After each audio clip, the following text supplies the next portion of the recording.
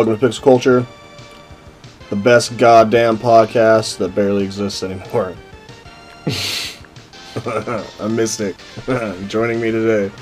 Staying styling. What we got to talk about today, Destiny 2. Now, let me start out by saying, when they debuted, the gameplay on the 18th, I popped a pretty big boner. I'm not gonna lie. My boner has subsided slightly. Little on the lack of, what was it? Okay, good foreplay, but as things started to go into it, Turned into the little engine that couldn't hold his load. yeah, just about. From what we've seen, from everybody streaming and whatnot, from the pre-beta info release, it looks like a DLC that we probably should have got in Destiny 1 all along. Minus, or what Destiny should have been all along. Oh, exactly. The first strike mission, it looks like something that was just on the other side of the hill on the Venus. So it's actually a really good way to put it. And that was what, Nessus? Yeah. Like seriously, like a whole new planet that's supposed to be brand new looks strangely exactly like fucking Venus. Yeah, a lot of assets were reused. We can tell. And I mean, weapon designs the same. Literally, I think the only thing that's really changed is PvP is going to suck more. Okay. Well, hold on. Okay, yeah, that sounds. We're coming off a lot more negative than I'm getting the initial venting out. I get you. I understand. I want to do that too, but let's try to temper that just for a second. The game looks beautiful. It looks smoother. Absolutely gorgeous. They've ironed out things that were typical complaints from the fan community as far as movement, mechanics. Mobility looks a lot cleaner and far more effective. It looks like they've downed the sponginess of the enemies, except for bosses where it's necessary. Right, where. So we're not. Well, I guess that'll probably vary by difficulty. Oh yeah, but that's how it should be. We shouldn't spend an hour, shooting shit on an easy difficulty. I don't know. It appeared that the enemies that they were fighting in that strike, which the difficulty is unknown. The enemies were going down quicker than what you would take enemies down in patrol. Fairly easy. Yeah, that's true. That's very true. Before I thought they were gonna go far more different than they have. It looks like we're still chasing light levels. It's the same basic. You have 3 stats that you got to look out for. There's more customization as far as your overall subclass, which that I really like. I can't wait to more freedom. I can't wait to check that out. But on that note, it still looked like they could have done more. It's a remix with a glossy shine over it. You know what I'm saying? What it actually looked like to me is all of your subclasses are in the same tree now. It's probably the same amount of customization that you could have had. It just looks better. It's more appealing to the eye. You do get more options and everything, but when it all comes down to it, it's really no more, no less. Well, I want to know what they mean by more freedom. Am I able to run a Sunsinger with an arc grenade? something like that. Like, is that what they're talking about? That's Because kind of what I'm feeling. I'm down for that. Uh, But if it's not that, I want to know what they are trying to stress. I like what they've done with the weapons. Putting the sniper rifle and the shotguns and stuff in the quote-unquote heavy, or I can't remember the term that they called it. It's no longer called heavy, but in the heavy slot. That kind of limits its uses a little bit, so it'll bring more variety. We won't just, get spawn, res, killed by fucking snipers all the goddamn time. That's nice. It's certainly more comforting, because those snapshots do get annoying.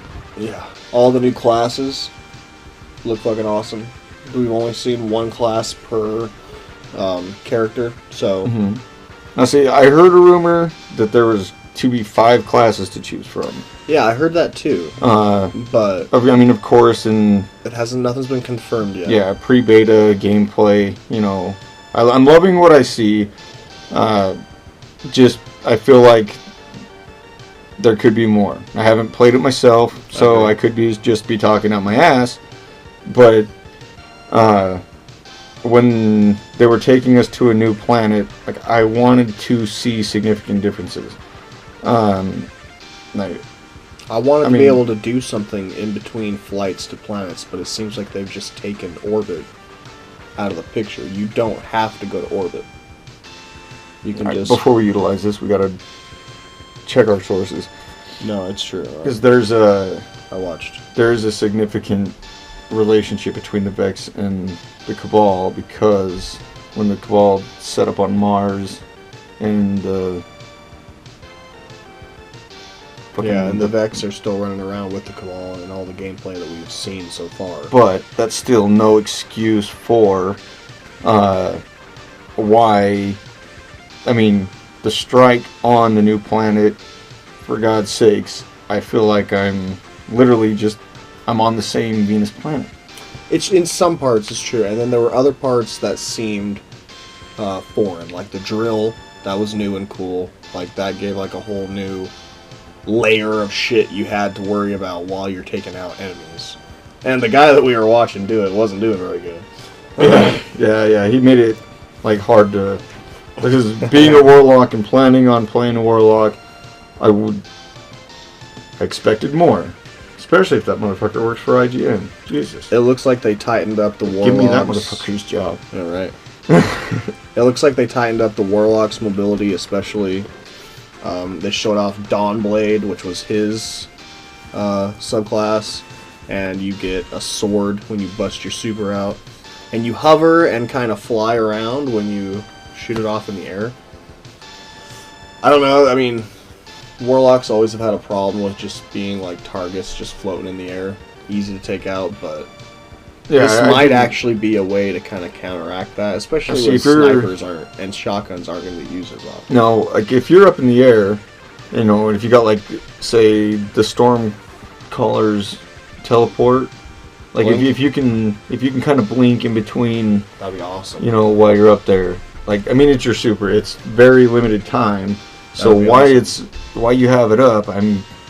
You should be able to, zip in and out of gunfire while that would be cool. Shooting. That would be really your flame blades. Titan has Sentinel, and that gives him a shield with like Captain America like abilities. But it also gives him more support abilities. He can like put up a wall of cover and shit. They added multiple slams for the fucking Titan slam, so it's not just one slam. He's got like 3 now. So it's like the warlock being able to hover, like he got that same amount of time to go through and freak out? Yeah. Yes. So Titans are gonna be fucking bitches again, but I guess that's how they should be.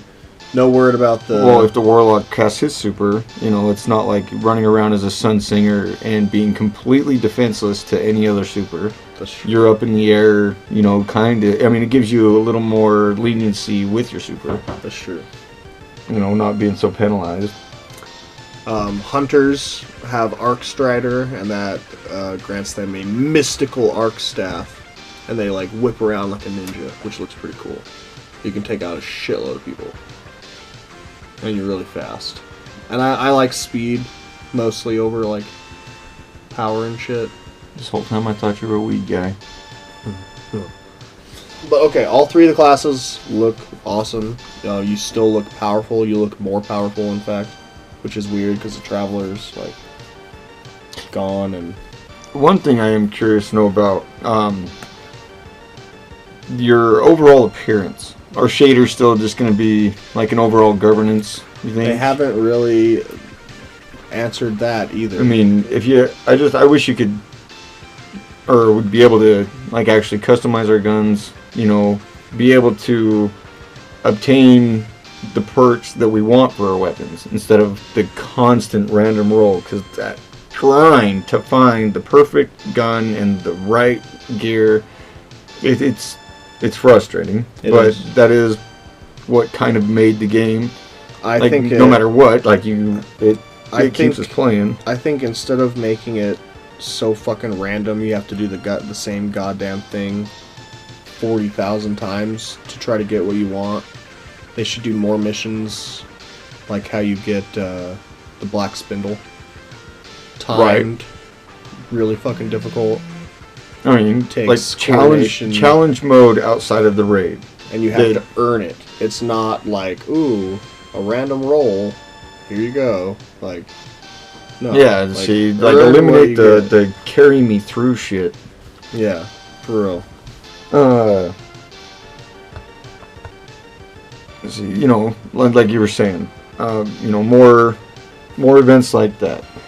This is the amount of frustration that you get from running with people in a raid, and so you spend 12 hours in a ridiculous group trying to get the raid done, and then you get boned on the rolls. You wasted, you know, for instance, no, not that 3 of coins are hard to come by or anything, but not anymore. They used to, you know.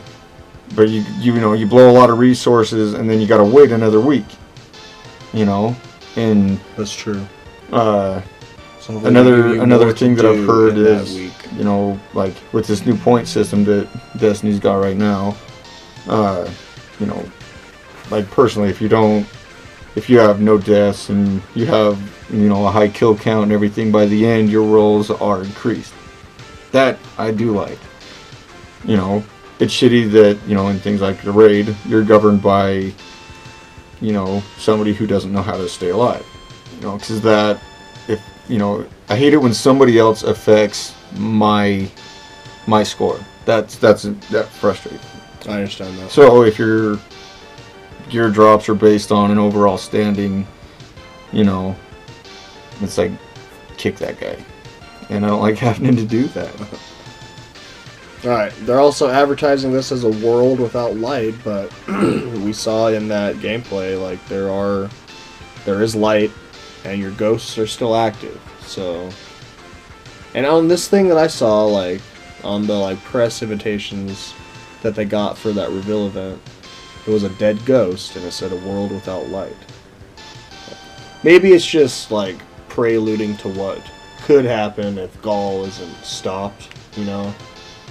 So like, ooh, everyone will die. But an attention getter. But it also, in all those Crucible matches that we saw, you couldn't self-res. You couldn't res yourself.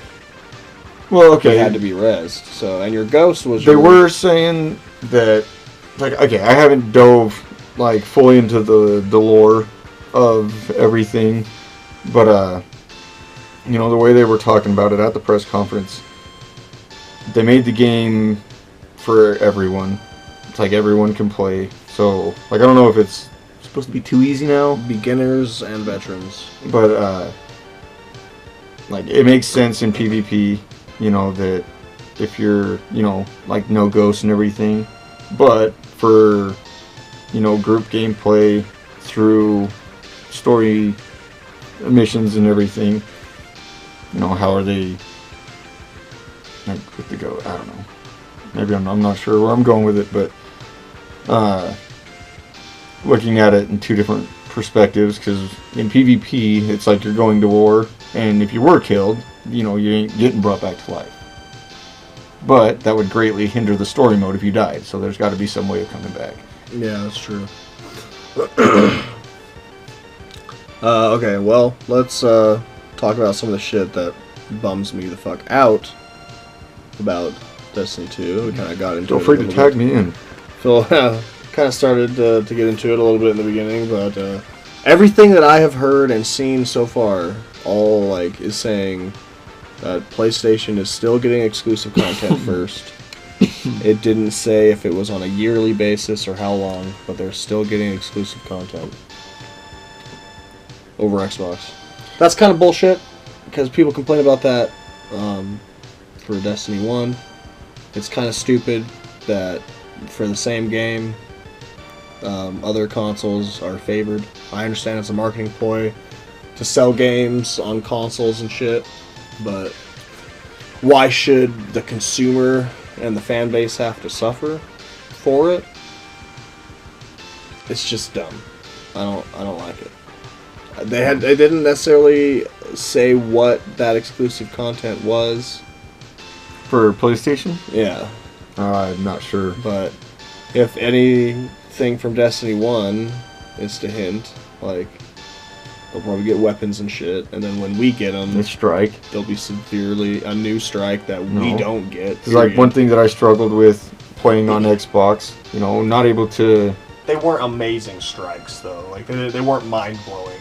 We'll see, but like me, I like to grab all the collectibles, get the achievements, and it really bummed me out that I was held back by PlayStation having, a number of items that like I couldn't get. They existed in the game, but not for me. Right.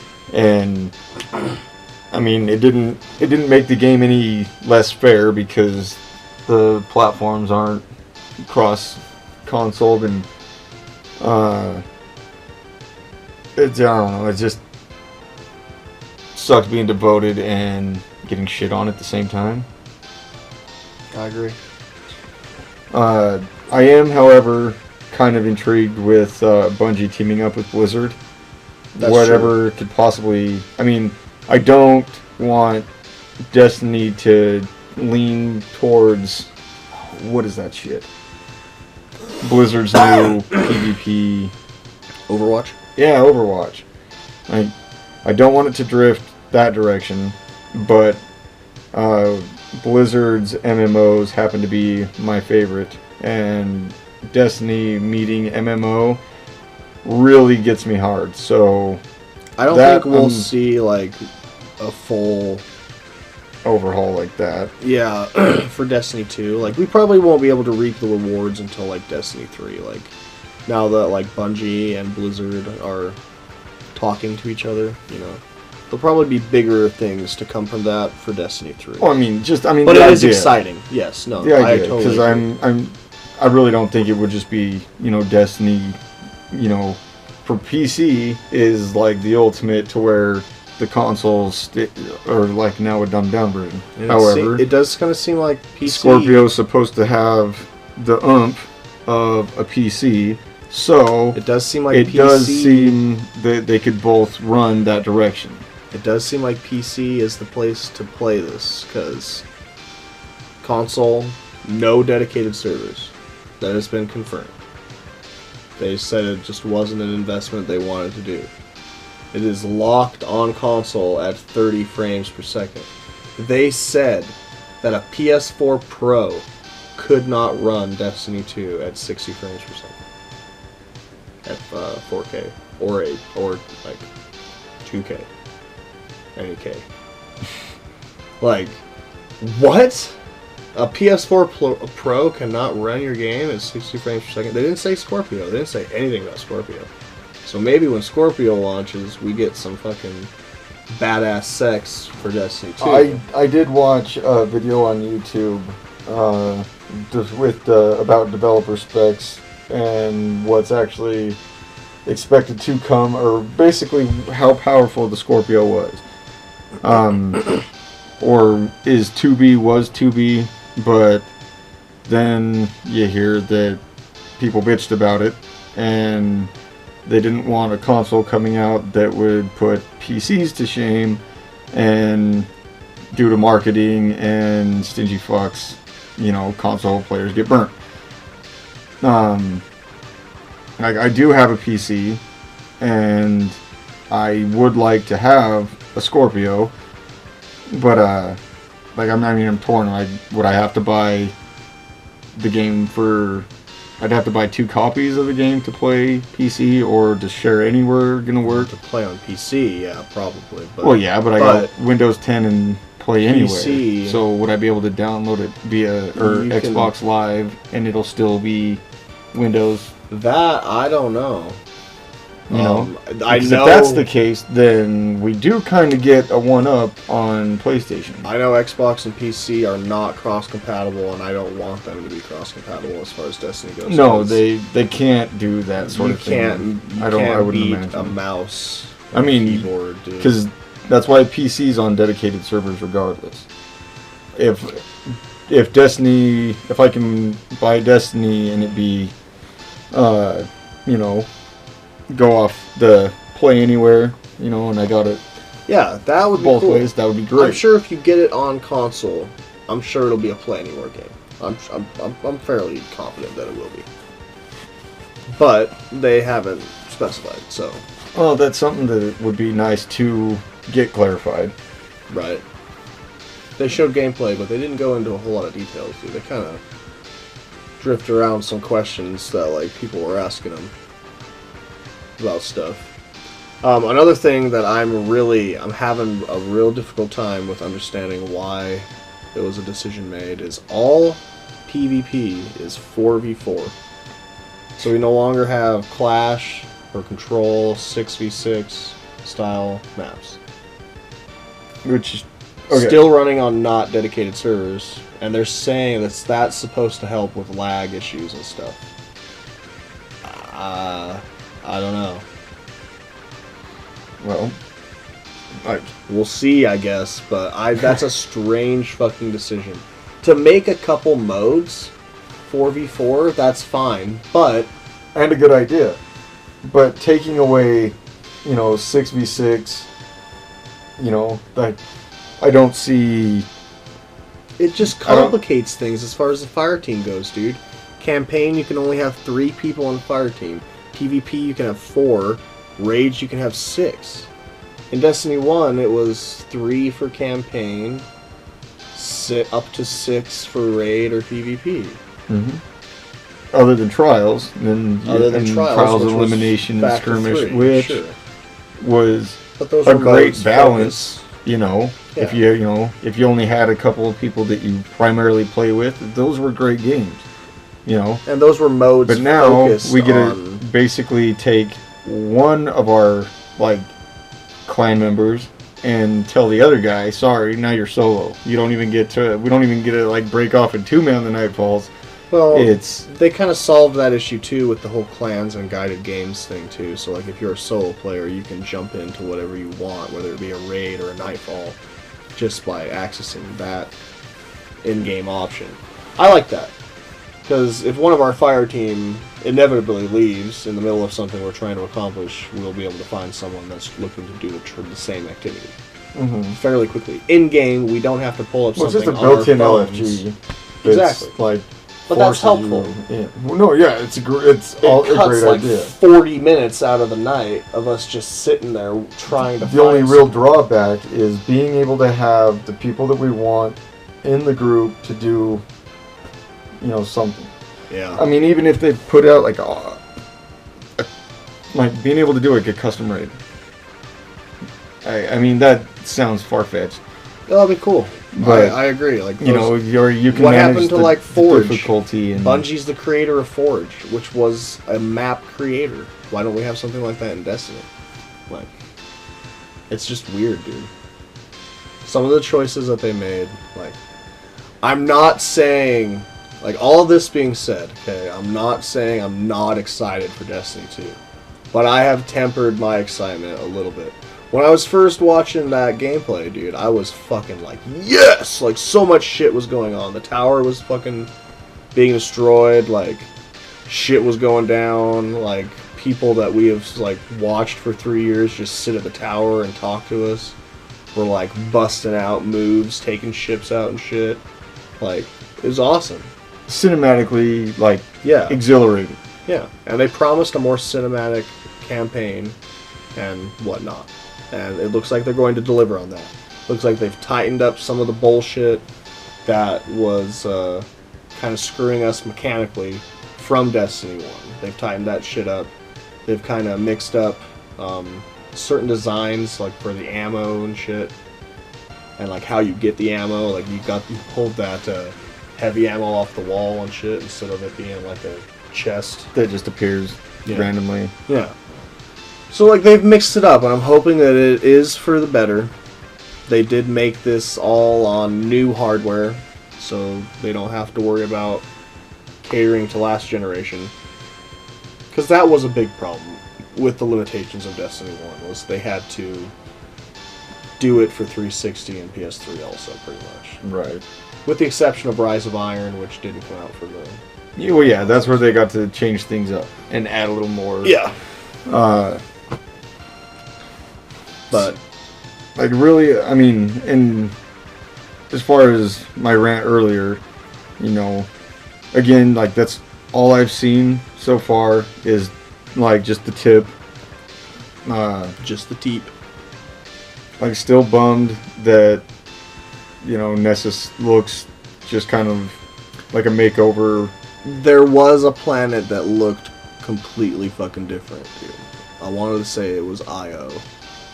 Or Eon, or whatever, Ion, or whatever the fuck it was. I think Io was one of them. Wasn't Io? I mean, that, I don't know the extent of the planet that's primarily water, but, like, if it's just water... It doesn't seem like it gives us a whole lot of options. And I just think that guy was kind of lazy on that idea. But, I mean, hopefully there's much more to come, and I hope that I end up putting my foot in my mouth when I get to play the game.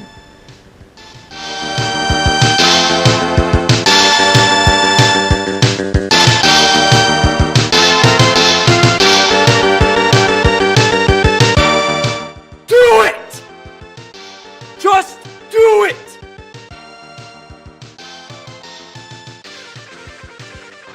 Yesterday, you said tomorrow. So just do it! Just do it!